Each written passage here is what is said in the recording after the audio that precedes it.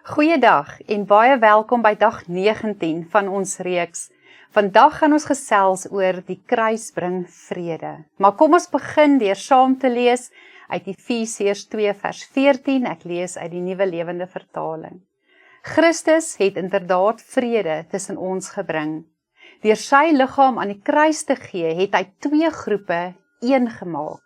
Ja, die muur van vyandskap het hy afgebreek. Hier sien ons dat die kruis van Jesus bring ware vrede. Nie 'n oppervlakkige vrede waar konflik net vermy word nie, maar 'n diep genesende vrede wat breek met alles wat skeiding bring. Deur die kruis het Jesus die muur van vyandskap afgebreek en vrede tussen God en mens en tussen mense onderling gebring. Nou, op die pad na Golgotha was daar alles behalwe vrede gewees. Die atmosfeer was gespanne. Jode en Romeine het mekaar wantrou. Die disippels was verward gewees. Die soldate het met geweld opgetree en die skare, hulle was oproerig gewees. En juis in daardie chaos word Simon, 'n man uit Afrika, onverwags ingetrek om Jesus se kruis te dra. Dit is asof God reeds daar 'n teken gee van wat die kruis sou doen. Dit bring mense bymekaar wat normaalweg nooit saam sou loop nie.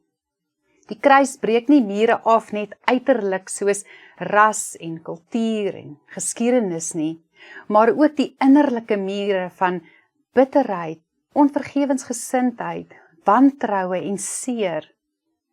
Waar Jesus se kruis staan, kan vyandskap nie bly staan nie. In Christus word ons een familie, saamgebind deur sy liefde en sy vrede. Jesus se vrede is nie net hierdie rustige gevoel wat ons hier binne in ons harte het nie.